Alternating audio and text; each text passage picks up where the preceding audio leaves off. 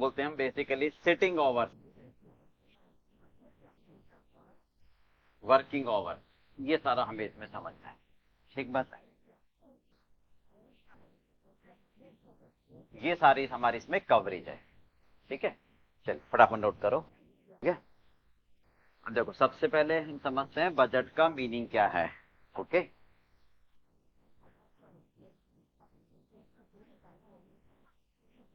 इसमें तीन टर्म आएगी। एक आएगी बेटा बजट, एक आएगी बजटिंग, और एक आएगा बजटरी कंट्रोल।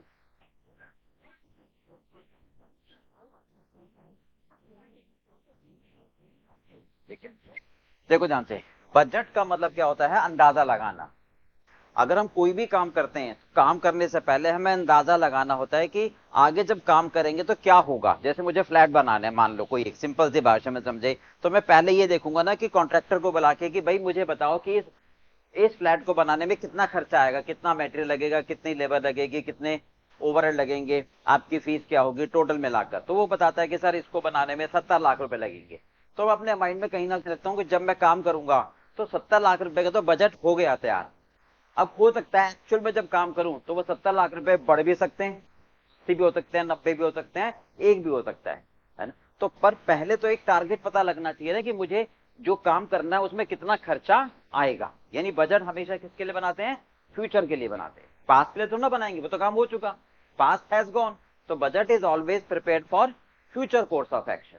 ठीक है भाई, जैसे मान लो कोई सिंपल सी बात है, आपको पढ़ाई करनी है, आप सोचते हो कि मुझे यार कल पढ़ाई करनी है, तो मैं सोचूंगा कि यार मैं कल 8 घंटे पढ़ूंगा। तो आप बजट बना रहे हो ना कि यार मैं कल 8 घंटे पढ़ाई करूंगा। यानी जो जा चुका उसका थोड़ा बजट बनाओगे कि भाई आपका नवंबर में पेपर है तो भैया एक सब्जेक्ट इतने टाइम, दूसरा सब्जेक्ट इतने टाइम। तो आप ये प्लान करते हो, बजट बनाते हो कि इस सब्जेक्ट को मुझे इतना समय देना है, राइट। तो हम कंपनी में भी बजट बनाते हैं कि मान लो कोई एक हलवाई है सपोज, अब दिवाली पे अगर वो बजट नहीं बनाएगा, है ना, या अगर वो ये कहे कि भाई मैं तो बजट नहीं बनाता और अपना बस जो सामान आएगा बेच देता हूं, और पता लगा कि सामान खत्म ही हो गया उसका 1 घंटे में, और फिर वो अगर ये करे कि भाई अच्छा अच्छा अब सामान खत्म हो गया, चलो सारा सामान दोबारा और लेकर आओ ताकि क्योंकि कस्टमर वापस चले जाएंगे, तो उस समय तो उसको पनीर, दूध, दही सारा महंगा मिलेगा। अगर वो बजट पहले से बना लेता और अंदाजा लगा लेता कि अरे इतने कस्टमर आएंगे, तो वो सारा सामान पहले से इंतजाम करके रखता, तो उसका मतलब वो अपना काम सुचारू रूप से कर सकता था। अब वही बात आ गई कि अगर मैं फ्लैट बनाने का बजट पहले नहीं बनाता, और ठीक है यार काम शुरू करते हैं, तो जब मैंने काम शुरू करा तो मैंने अंदाजा लगाया ही नहीं था, मेरे पास 50 लाख रुपए थे। अब उससे ऊपर खर्चे हो रहे, तो वो डेफिशिएट मैं कहां से करूंगा? बैंक से लोन लेने जाऊंगा। तो हो सकता है उस समय बैंक मुझे ज्यादा रेट ऑफ इंटरेस्ट ले, पर यही अगर बजट मैंने पहले बना लिया होता और तब भी मेरे पास 50 लाख रुपए होते, तब मैं 10 बैंकों से बात करता और उस बैंक को सिलेक्ट करता जहां से रेट ऑफ इंटरेस्ट कम होता। तो बजट का फायदा होता है कि हम अपने आगे आने वाले काम को अकॉर्डिंगली मैनेज कर सकते हैं। तो अगर कंपनी बजट बनाती है, किसके लिए बजट बनाती है? कि कितना पैसा आएगा और कितना मैं खर्च करूंगा। कि मान लो एक कंपनी में हम ये कहते हैं कि ये कंपनी की एक गुल्लक है ना, अब इसमें पैसा आता है, रेवेन्यू आती है, सपोज 100 करोड़ रुपए आ जाते हैं, है ना। अब एक डिपार्टमेंट है, बी डिपार्टमेंट है, सी डिपार्टमेंट है, डी डिपार्टमेंट है ना। ये परचेज डिपार्टमेंट है, ये प्रोडक्शन डिपार्टमेंट है, ये सेल्स डिपार्टमेंट है, ये एक्सपेंस डिपार्टमेंट है। ये खर्चे कर देता है मान लो 25 करोड़, और ये कर देता है मान लो 30 करोड़, और ये कर देता है मान लो 45 करोड़। तब तो तीनों में ही खर्च हो गए, इसके लिए तो बेचारे के लिए पैसा ही नहीं बचा। और अगर हम पहले से बजट बना लेते कि भाई हमारे पास इतने पैसा आएगा और तुम्हें इतने इतने रुपए खर्च करने हैं, 25 25 25 खर्च करने हैं, तो हमने टारगेट दे दिया ना, तब तब सबके लिए खर्चे की लिमिट होती। तो बजट बनाने से ये फायदा होता है कि हम अपने आगे आने वाले काम को सुचारू रूप से कर सकते हैं। कि कंपनी अगर ये टारगेट कर ले कि मुझे कितना प्रोडक्शन करना है, राइट, तो कोई कस्टमर उसका लूज नहीं होगा, क्योंकि वो डिमांड प्रेडिक्ट कर देगी कि मेरे प्रोडक्ट इतने बिकेंगे, अकॉर्डिंगली वो प्रोडक्शन करे, तो क्या होगा कि कोई कस्टमर लूज नहीं होगा। पर अगर वो डिमांड प्रेडिक्ट ही ना करे, है ना, और प्रोडक्शन उस हिसाब से ना करे, तो क्या होगा, हो सकता है कस्टमर उसके कम आ जाए और माल बच जाए, या कस्टमर ज्यादा आ जाए और प्रोडक्शन कम हो तो कस्टमर वापस जाए। तो इसका मतलब उसको एस्टिमेट करना तो जरूरी है ताकि वो अपना लॉस ना करे, राइट भाई। तो बजट का मतलब क्या हो गया, for future period of action, है ना। तो हम कह सकते हैं कि बजट हम रिवेन्यू के लिए भी बना सकते हैं और खर्चे के लिए भी बना सकते हैं। ठीक, तो लिखते हैं budget is a statement which is to be prepared in advance for future course of action। हम फ्यूचर के लिए आज ही बजट बनाते हैं, राइट भाई। लाइक हमें फ्यूचर में कितना प्रोडक्शन करना है ना, प्रोडक्शन कितना करना है, तो वो कहलाएगा प्रोडक्शन बजट। कितनी मुझे क्वांटिटी बेचनी है, वो कहलाएगा सेल्स बजट, है ना। किस काम के लिए कितना खर्चा करना है, वो कहलाएगा expense budget, right, etcetera. Budget हमेशा फ्यूचर के लिए बनाया जाता है, ठीक है, ताकि हम अपने काम को एक डिसाइडिंग मैनर में कर सकें। अब बजट बनाया कैसे जाता है, ये बात समझ में आ गई, ठीक है। बजटिंग वर्ड का मतलब क्या होता है, जैसे मैंने शुरू में समझाया था, कॉस्टिंग, मतलब कॉस्टिंग क्या होती है, जिसमें आईएनजी लग जाए वो कहलाता है मेथड। कॉस्टिंग क्या बताया था मैंने आपको, कि method, technique, process to calculate the cost of product. तो यहां भी यही है कि बजट को बनाने का तरीका बजटिंग कहलाता है, राइट भाई। बजटिंग का मतलब क्या है, the process of preparing budget, process of preparing budget is called budgeting। यानी how to prepare the budget, that is how to prepare the budget। कैसे बजट बनाओगे आप, how to prepare the budget, okay. हम budget बनाएंगे कैसे, तरीका क्या है, मेथड क्या है, तकनीक क्या है, राइट। अब मैंने क्या दिया कि ठीक है सेल्स बजट बनाओ, है ना, कि हम कितना माल बेचेंगे, ठीक है, ये बनाओ। कैसे बनाओगे आप, किसी भी कंपनी में आप काम कर रहे हो, मैनेजर ने बोल दिया कि आप सेल्स बजट बना के दो मुझे, कैसे बनाओगे आप ये देखोगे कि उस कंपनी ने पिछले पीरियड में कितनी सेल करी थी, अब आगे आने वाले पीरियड में वो कितनी सेल करेगा, तो on the basis of past.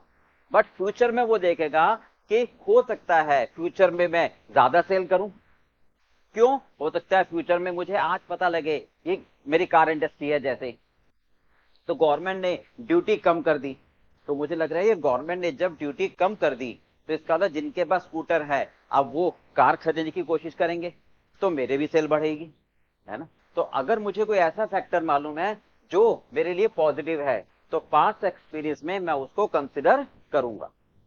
और अगर मुझे ऐसा लग रहा है कि फ्यूचर में गवर्नमेंट ने ड्यूटी बहुत ज्यादा बढ़ा दी, या मैं इंपोर्ट कर रहा हूं और मुझे इंपोर्ट करने में कुछ रॉ मटेरियल में दिक्कत आ रही है, तो उस हिसाब से मेरा प्रोडक्शन कम होगा। तो इस हिसाब से अगर कोई फ्यूचर इवेंट मुझे मालूम है तो उसको भी कंसिडर करूंगा, तब जो मैं बजट बनाऊंगा वो कहलाता है सही बजट। तो बजट कैसे बनाते हैं, how to prepare on the basis of, on the basis of not only past, कि पिछली बार किया हुआ था अगली बार भी ऐसा होगा, not only past but also those future factor, those future factor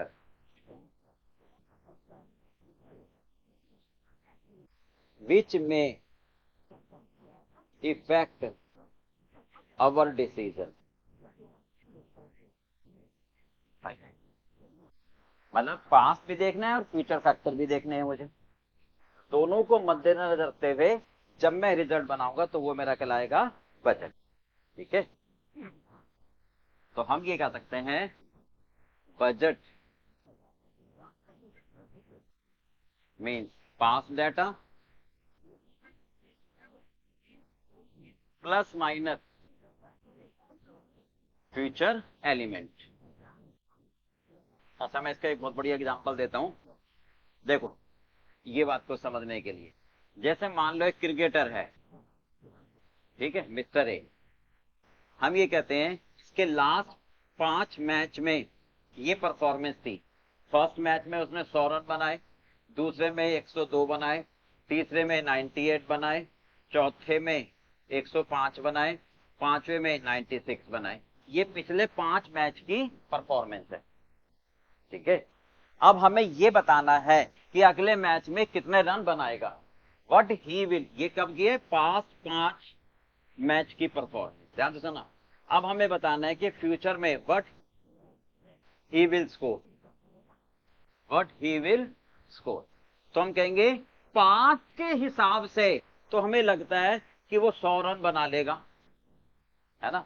but future में कुछ एलिमेंट है जो मुझे मद्देनजर रखने हैं, कंसीडर करने, ध्यान रखने हैं। क्या, ये देखना पड़ेगा पिछले 5 मैच, हो सकता है उसके बांग्लादेश के अगेंस्ट से, अगला मैच ऑस्ट्रेलिया के अगेंस्ट है, तो इसका मतलब वो फिर कम बनाएगा, क्योंकि पिछले 5 मैच तो कमजोर टीम के अगेंस्ट थे और अगला मैच उसकी सॉलिड टीम के अगेंस्ट है। तो कम से कम मैं ये सोचता हूं कि 30 स्कोर तो कम करेगा ही करेगा, इस वजह से। ठीक है, पिछले 5 मैच उसके होम कंट्री में थे, अगला मैच उसकी फॉरेन कंट्री में है, तो होम कंट्री में उसको पता है कैसी पिच होती है ना। इस वजह से 10-15 नंबर उसके 10-15 स्कोर और कम होंगे। ठीक है, पिछला 5 मैच उसके फर्स्ट डाउन पर थे या ओपनिंग पर थे, अब जो अगला मैच है वो कब खेलेगा, 5वें डाउन पर खेलेगा, तो ओवर ही कम बचेंगे, है ना। तो सर 20-30 तो उसके कम हो गए। तो ये जो प्रोडिक्शन होगी ही विल स्कोर, यानी ये पास्ट के हिसाब से और ये फ्यूचर इफेक्ट, राइट। तो ये बजट बनाते समय ध्यान रखना है कि पिछली बार हमने क्या काम करा था और अगली बार हम जब काम करेंगे तो हमारे सामने क्या स्थितियां होंगी। अच्छा, एक और एग्जांपल देता हूं मैं। जैसे मैं ये कहूं कि मैंने सोचा है कि भाई मैं डेली 8 घंटे पढ़ता हूं, है ना। मैंने बजट बनाया कि मैं डेली 8 आवर्स पढ़ता हूं, मैं डेली 8 आवर्स पढ़ाई करता हूं, तो कल भी 8 घंटे पढ़ूंगा। और मुझे पता है कि कल मुझे मैरिज में जाना है, तो मैं 2 घंटे नहीं पढ़ पाऊंगा, है ना। 2 घंटे मुझे मैरिज में जाना है, तो मैं 2 घंटे नहीं पढ़ पाऊंगा। तो इसका मतलब मुझे कल का बजट 6 घंटे का बनाना चाहिए, राइट। तो बजट बनाते समय हम केवल पास्ट को ही कंसिडर नहीं करते, उनको भी कंसिडर करते हैं जो फ्यूचर में हमारे डिसीजन को प्रभावित कर सकते हैं, हमें आज पता है। तब जो हम अंदाजा लगाएंगे उसको बोलते हैं बजट। भाई जैसे फ्लैट बना रहे हो, शुरू में एग्जांपल दिया, है ना, कि फ्लैट बनाने में मैंने बताया कि कॉस्ट आएगी आपकी 70 लाख की। ठीक है, पिछले के अंदाजे के हिसाब से। पर अभी लग रहा है कि यार हो सकता है कोविड की एक लहर और आ जाए, तो उस समय लेबर नहीं मिलेंगे या महंगे मिलेंगे, है ना। तो उस वजह से लेबर कॉस्ट हो सकता है सर टोटल मिला के 10 लाख बढ़ जाए।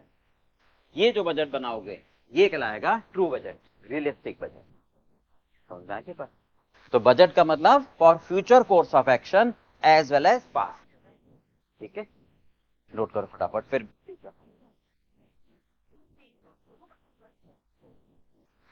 हो गया, चलो। अब बजटरी कंट्रोल। बजटरी कंट्रोल का मतलब क्या होगा, नाम से समझ आ रहा है कि आपने बजट बना लिया कि मैं ये फ्लैट 70 लाख रुपए में बनाऊंगा, है ना।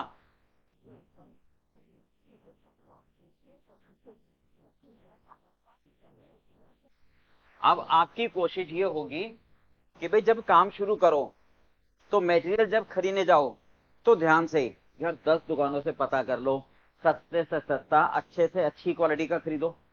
लेबर भी आप 10 लेबर एजेंसी से बात करो, है ना, ताकि आपकी जो कॉस्ट है वो 70 लाख के अंदर ही आए, है ना।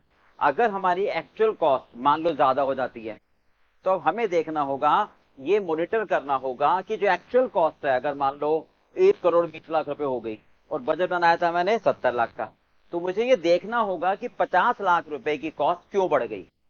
क्या मैंने मटेरियल खरीदने में लापरवाही करी? क्या लेबर ने लापरवाही से ज्यादा टाइम लगाया? राइट। तो ये सारे कारण मुझे देखने होंगे ताकि अगली बार जब मैं ऐसा काम करूं तो ये गलतियां दोबारा ना हो। राइट। तो बजटरी कंट्रोल का मतलब होता है कंपैरिजन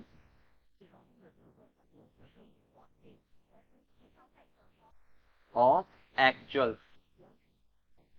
भाई जो काम कर रहे हो, है ना, आपने सोचा था कि मैं 20 करोड़ रुपए की सेल करूंगा और सेल आपकी हुई 15 करोड़ रुपए की, तो ये देखना पड़ेगा कि क्यों आप अपने टारगेट को पूरा नहीं कर पाए, है ना? क्या सेल्स मैनेजर ने काम ठीक से नहीं करा? क्या मार्केटिंग प्रोसेस खराब था?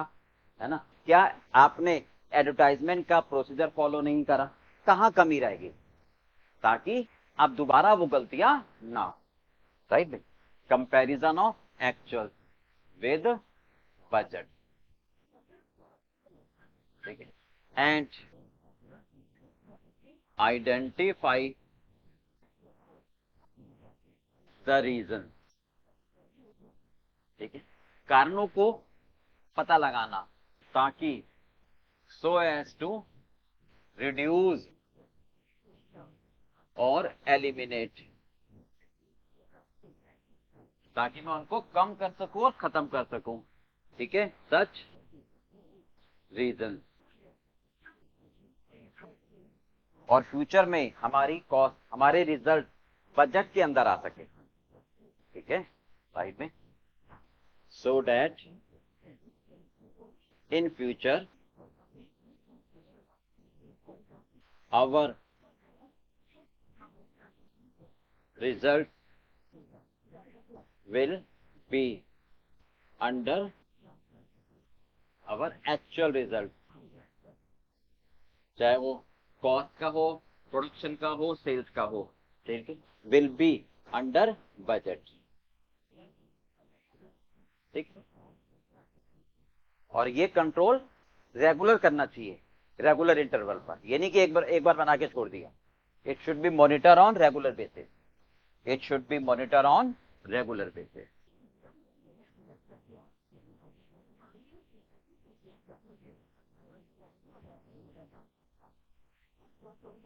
ठीक है। चलो,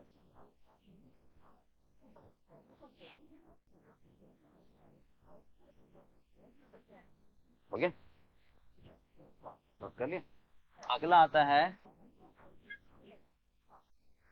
असेंशियल्स ऑफ बजट।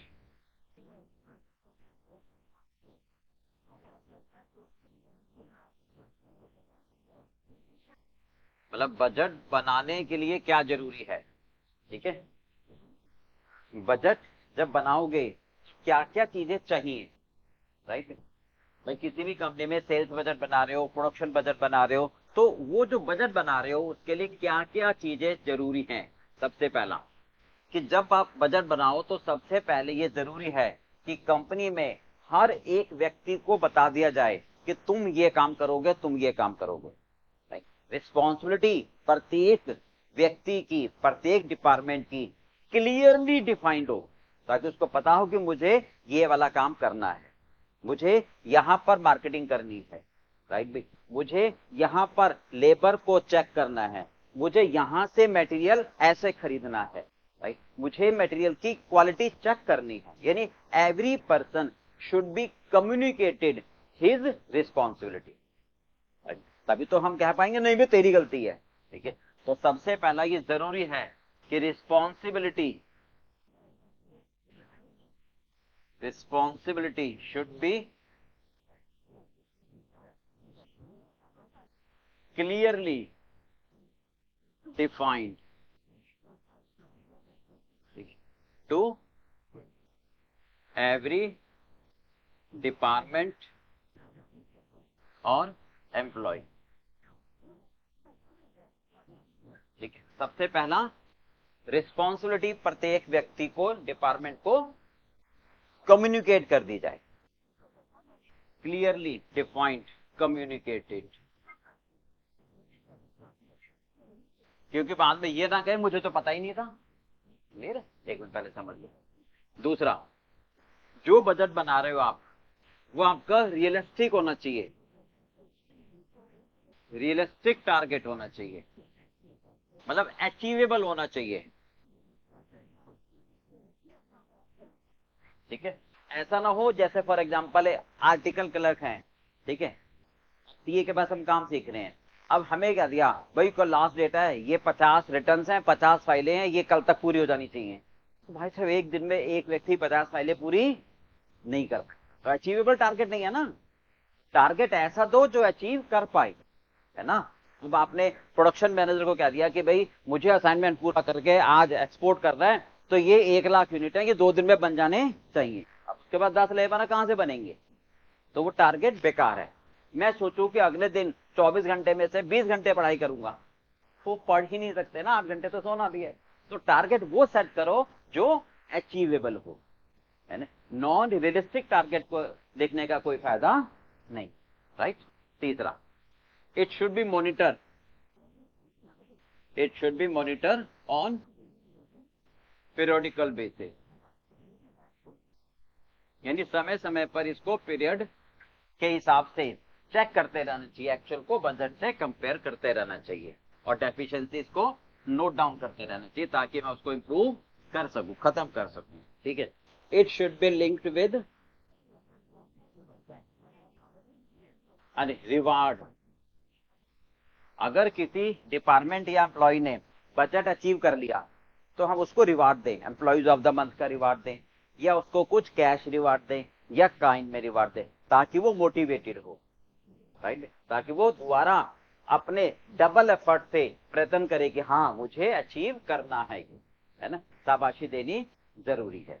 और बजट अगर बना रहे हो तो फ्यूचर के हिसाब से जैसे जैसे काम करे, तो इसमें चेंजेस की रिक्वायरमेंट जरूर है, शुड बी फ्लेक्सिबल। तो ये सारे पॉइंट्स बजट में होने जरूरी है। ये नोट चलो, उसके बाद आता है टाइप्स ऑफ बजट। हो गया? हो गया?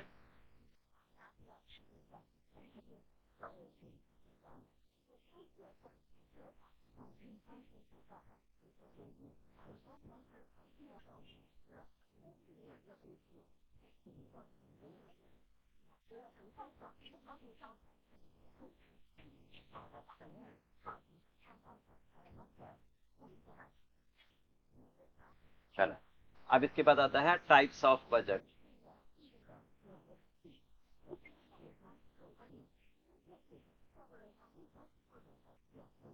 देखो, फर्स्ट कहते हैं on the basis of capacity.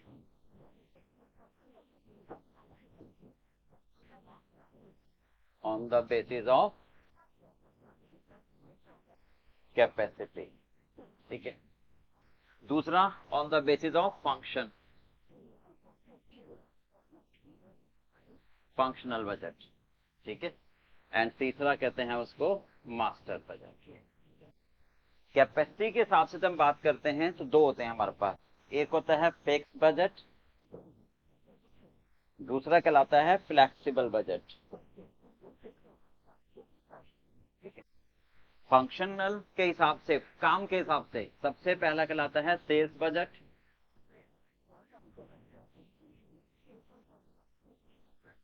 दूसरा कहलाता है प्रोडक्शन बजट, तीसरा कहलाता है रॉ मटेरियल कंजम्पशन बजट, चौथा कहलाता है raw material purchase budget, and पांचवा कहलाता है मैन पावर बजट।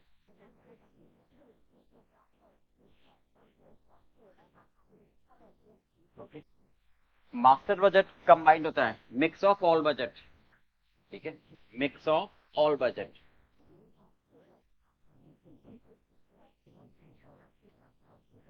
मतलब दैट इज, वही कहे बजटेड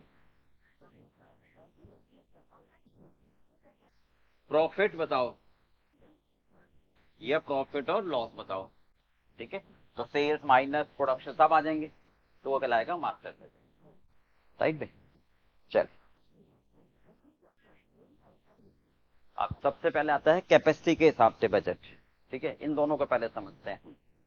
ऊपर लिख लो, on the basis of capacity, on the basis of capacity, on the basis of capacity,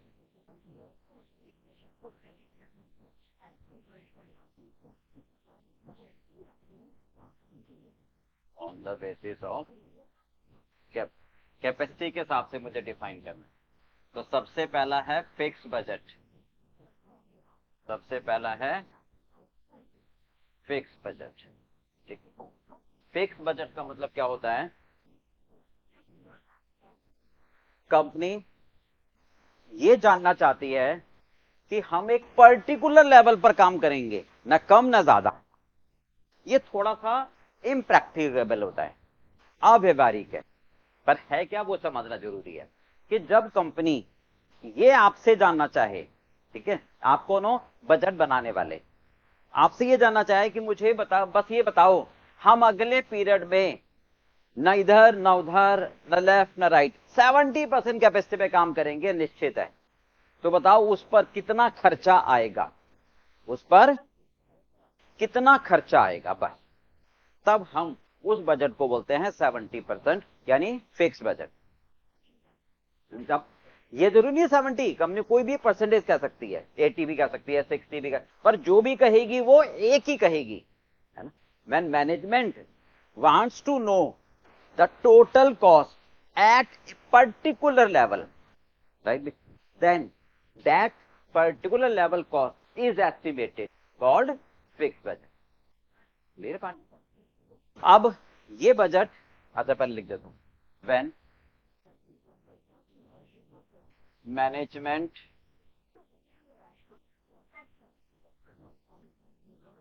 wants to know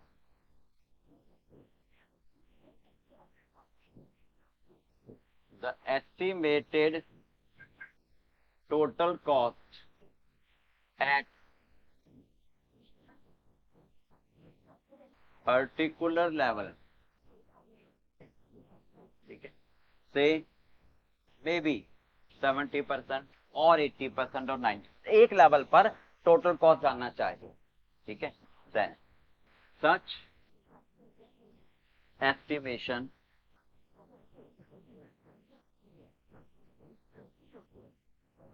is called fixed budget, is called fixed budget।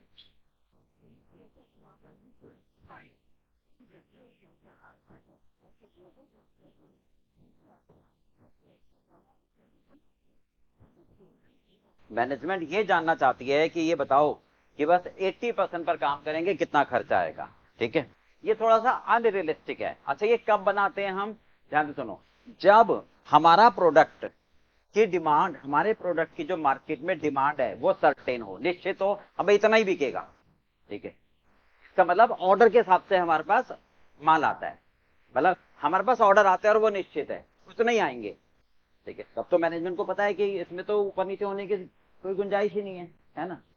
जब हमारा जो product है वो नॉन सीजनल हो, सीजन में तो ऊपर नीचे हो जाता है, तो नॉन सीजनल हो, डिमांड सर्टेन हो, प्राइस में भी कोई चेंज ना हो, है ना, हमारे प्रोडक्ट बनाने में जो मटेरियल या लेबर है उसमें कोई स्पेशल मटेरियल या लेबर की रिक्वायरमेंट ना हो, नॉर्मल हो, और वो इजीली अवेलेबल, डोमेस्टिक डिमांड हो, हाँ बाहर डिमांड हो तो हो सकता है ऊपर नीचे हो जाए, ठीक है, तब हम कहते हैं कि हमारा बजट क्या होगा, फिक्स। क्या क्या, फर्स्ट पॉइंट, जब हमारा प्रोडक्ट क्या हो, नॉन सीजनल हो, ठीक है, एक मिनट इसको मिटा देता हूं, जब हमें ये लगे कि हमारे प्रोडक्ट की डिमांड सर्टेन है, ठीक है, जब हमें ये लगे कि हमारा जो प्रोडक्ट है उसकी जो डिमांड है वो क्या है, सर्टेन है, निश्चित है, कोई अनसर्टेनिटी है ही नहीं, राइट भाई, नॉन सीजनल हो, ठीक है। तीसरा, हमारे जो प्रोडक्ट की जो डिमांड है वो बेसिकली ऑर्डर के हिसाब से है। ऑर्डर आता है हमारा, डिमांड तो फिर भी कम ज्यादा हो जाती है, पता है कि निश्चित ऑर्डर आएंगे। ठीक है, no special type of material और लेबर इज रिक्वायर्ड। कोई स्पेशल मटेरियल या लेबर नहीं चाहिए, नॉर्मल चाहिए, है ना। और डिमांड डोमेस्टिक है, कोई बाहर की डिमांड नहीं है हमारे पास। तो डिमांड हमारी सर्टेन है, डोमेस्टिक है, ऑर्डर बेसिस है। ठीक है, डिमांड हमारी क्या है, डोमेस्टिक है। शॉर्ट में ऐसे याद रखना, डिमांड के बारे में 3 पॉइंट है, सर्टेन है, डोमेस्टिक है, ठीक है, और ऑर्डर के हिसाब से है, और नॉन सीजनल, यही है बात। और कोई मटेरियल या लेबर स्पेशल नहीं चाहिए, तो हम क्या लगाएंगे, फिक्स पर।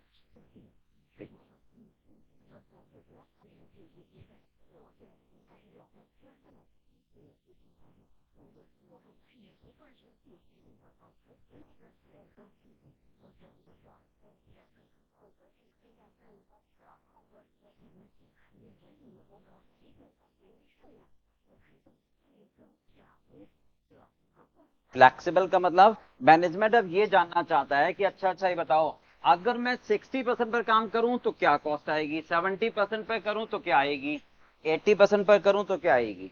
मतलब management wants to know the total cost at different level of operation, है ना।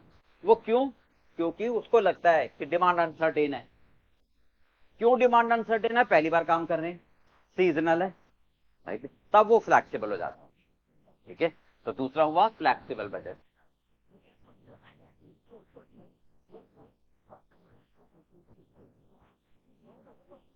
when management wants to know the total cost at different level of operation, right? जब मैनेजमेंट जानना चाहते हैं टोटल कॉस्ट अलग अलग लेवल पर, ठीक है, तो वो कहलाता है फ्लेक्सिबल बजट। रीजन क्या है इसका, कि जब डिमांड अनसर्टेन हो, डिमांड क्या हो, अनसर्टेन हो, उसी के रिवर्स पॉइंट, है ना। डिमांड हमारी बाजार फॉरेन मार्केट में हो, ठीक है, डिमांड हमारी सीजनल हो, उसी के रिवर्स हो गए ना, वहां सर्टेन था, डोमेस्टिक था, नॉन सीजनल था, ठीक है। और मटेरियल लेबर, मान लो कोई स्पेशल चाहिए हो, ठीक, जिसकी कभी भी कमी पड़ सकती है ना। भाई कोई स्पेशल मटेरियल चाहिए तो हो सकता है बाजार में नहीं मिल रहा, तो प्रोडक्शन कम करना पड़ेगा, ठीक है। 60 भी हो सकता है, 70 भी हो सकता है, 80 भी हो सकता है। मैनेजमेंट डिफरेंट लेवल पे जानना चाहेगा ना, different level of operation, may be 60% पे जानना चाहे, मे बी 7 साथ में, मतलब एक से ज्यादा लेवल पर कॉस्ट जानना चाहे, वहां एक ही लेवल पर।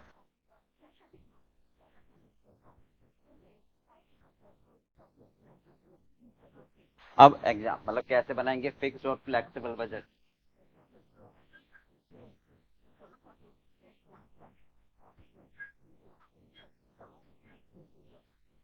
देखो ऐसे बनाते हैं, एसपी क्या मतलब स्टेटमेंट ऑफ फ्लेक्सिबल बजट।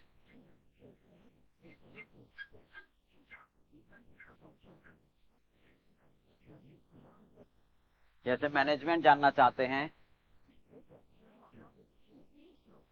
कि भाई 60% लेवल पर क्या कॉस्ट आएगी, 70% लेवल पर क्या कॉस्ट आएगी, 80% लेवल पर क्या कॉस्ट आएगी, ठीक है।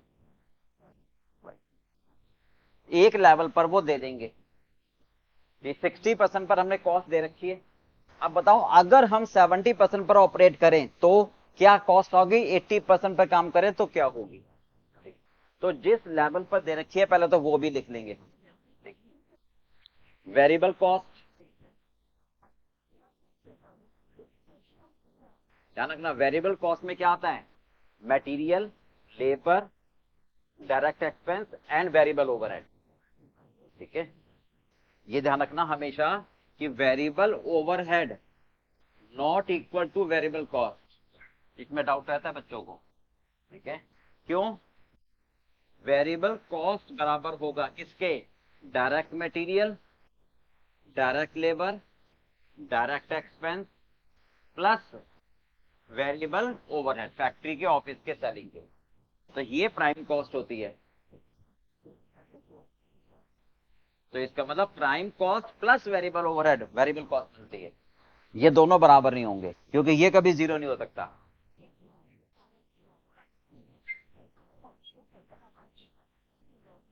सिक्सटी परसेंट पर क्वांटिटी दे रखी होगी वो लिख लेंगे। 60% पर मान लो हम 6000 यूनिट बना रहे हैं, है ना। 70% पर 7000 यूनिट, 80% पर 8000 यूनिट, राइट। अब जो भी वेरिएबल कॉस्ट होगी ध्यान रखना हमेशा पर यूनिट सेम होती है, हमेशा पर यूनिट सेम होती है, टोटल में चेंज होती है जैसे जैसे लेवल ऑफ आउटपुट बढ़ाते हो। ठीक है, वेरिएबल कॉस्ट हमेशा पर यूनिट सेम होती है। जैसे एग्जांपल दूं 10 रुपए, मान लो एक की 10 रुपए, 6000 की 60,000, एक की 10 रुपए, 7000 की 70,000, एक की 10 रुपए, 8000 की 80,000। ठीक है, फिक्स कॉस्ट हमेशा टोटलिटी में सेम होगी। जैसे फैक्ट्री का रेंट हो गया, मैनेजर की सैलरी हो गई, इलेक्ट्रिसिटी का रेंट हो गया, ये सारी चीजें। मान लो 1 लाख रुपए है तो आप 60% पर काम करो, 70% पर काम करो या 80% पर काम करो, ये टोटल में सेम रहेंगे। ठीक है, तीसरे होते हैं सेमी वेरिएबल, राइट। ये अभी समझाता हूं मैं आपको। ये मिक्स्ड होते हैं, mixed of variable and fixed. Okay, ये वर्किंग वोट में भी समझा, नोट करो। टोटल में सेम रहती है ना। फिक्स कॉस्ट का मतलब क्या होता है कि जैसे रेंट है, तब मैं जितना मर्जी काम करूं तो उतना ही रहेगा।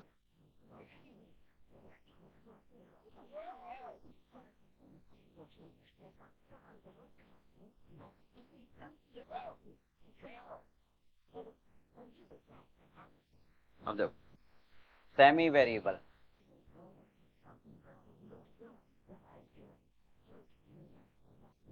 ठीक है, सेमी वेरिएबल कॉस्ट का मतलब होता है कि पार्शली वेरिएबल पार्शली फिक्स। ठीक है, ये दो टाइप की होती हैं basically.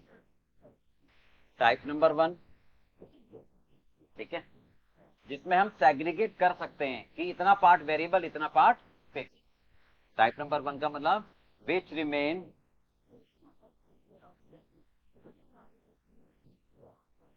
Fixed up to a certain level, एक लेवल तक फिक्स रहती हैं। ठीक है, but become variable after that level, एक लेवल तक फिक्स रहती हैं उसके बाद वेरिएबल हो जाती हैं। और इस टाइप की कॉस्ट को हम सेग्रीगेट कर सकते हैं, can be segregated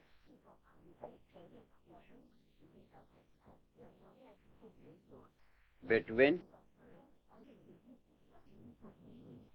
variable and fixed, अलग अलग कर सकते हैं हम इनको। जैसे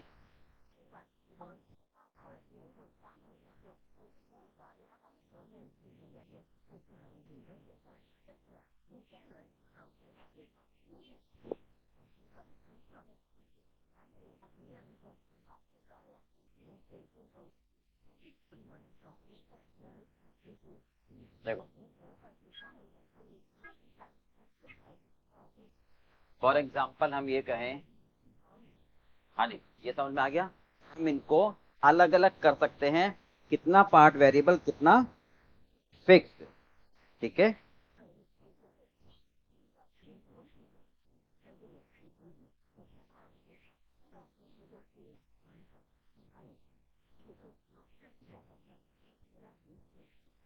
जैसे मान लो मैं ये कहूं,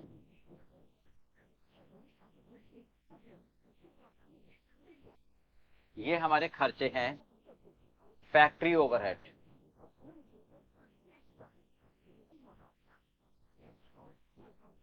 ठीक है, ये 55,000 यूनिट के लेवल पर और ये 65,000 यूनिट के लेवल पर।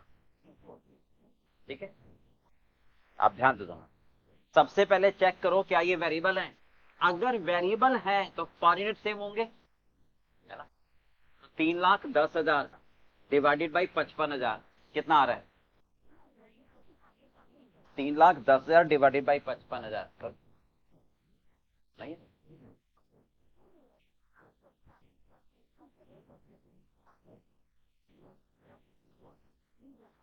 लगभग है।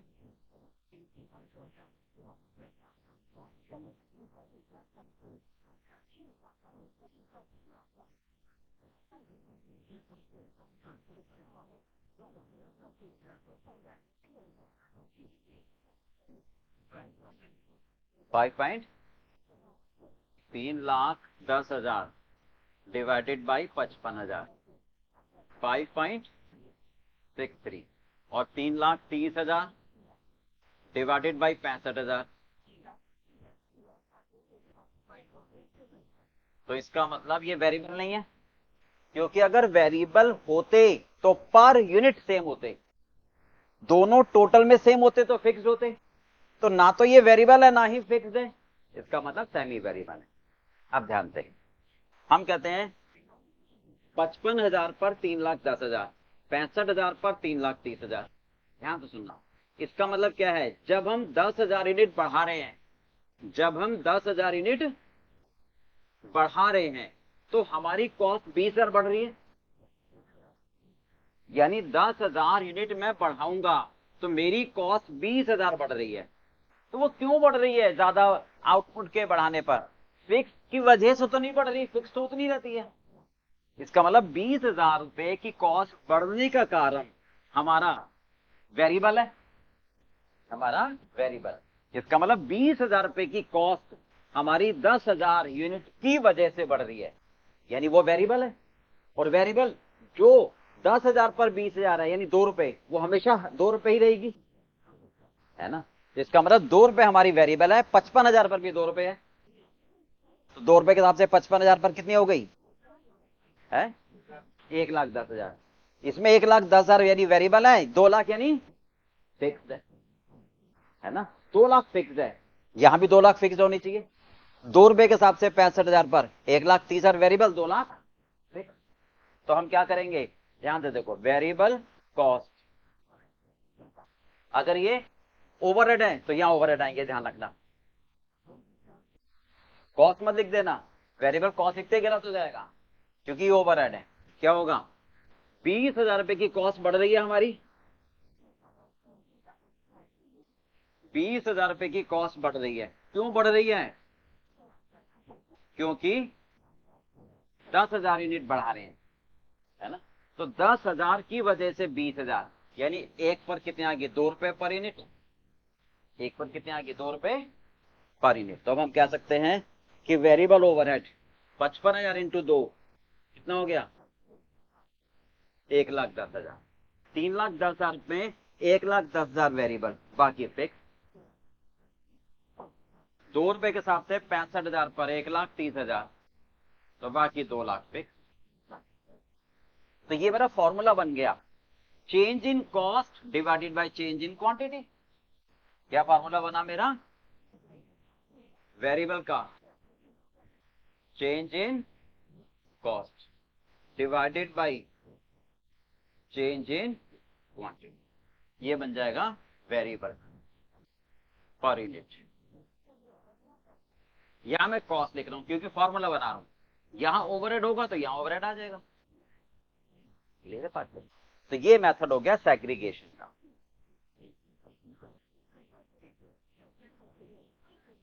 ओके। टाइप नंबर 2 हम क्या कहते हैं, एज पर क्वेश्चन टाइप। देखो अच्छा, एक मिनट इसका एग्जांपल भी समझो पहले। क्या काम है, एक लेवल तक फिक्स, उसके बाद वेरिएबल, ये ऐसे होते हैं, ठीक है। यहां पर अरे ये लेवल, ये कॉस्ट,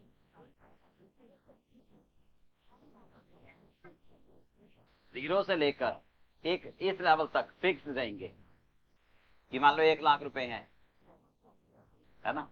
तो जीरो से लेकर अगर हम इस लेवल तक मान लो 5,000 यूनिट तक बनाए तो 1 लाख ही रहेंगे। 5,000 के बाद अगर प्रोडक्शन बढ़ाए तो ये पर यूनिट बढ़ते चले जाएंगे, ये फिक्स और ये वेरिएबल। इसका सबसे बढ़िया एग्जांपल क्या है, इलेक्ट्रिसिटी का बिल। जैसे इलेक्ट्रिसिटी वाले कहते हैं ना, आप जीरो से लेकर, है ना, 500 बिजली के यूनिट तक जितना मर्जी कंज्यूम करो, करो मत करो, आपको 2,000 रुपए तो रेंट देना ही देना है। इसके बाद 500 यूनिट के बाद जितना भी आप पर यूनिट कंज्यूम करोगे तो आपको 10 रुपए पर यूनिट बिजली का खर्चा आएगा। तो ये जो टैरिफ होते हैं ये कहलाते हैं सेमी वेरिएबल। टाइप नंबर 2 आपको क्वेश्चन के साथ दे देगा, स्टेप कॉस्ट दे देगा, या ये कह देगा कि इस लेवल पर इतना, इस लेवल पर इतना, वो क्वेश्चन के हिसाब से होगा। तो टाइप नंबर 2 हम बाइफरकेट नहीं कर सकते, ठीक है। ये होगा एज पर क्वेश्चन, वो एज पर नेचर बता देगा कि इतने परसेंट पर 10,000, इतने परसेंट पर 20% बढ़ जाएगा, ऐसे कहेगा, ठीक है। चल, ये हमारा फिक्स्ड और फ्लेक्सिबल बजट का कॉन्सेप्ट, अब इस पर क्वेश्चन करेंगे, ठीक है।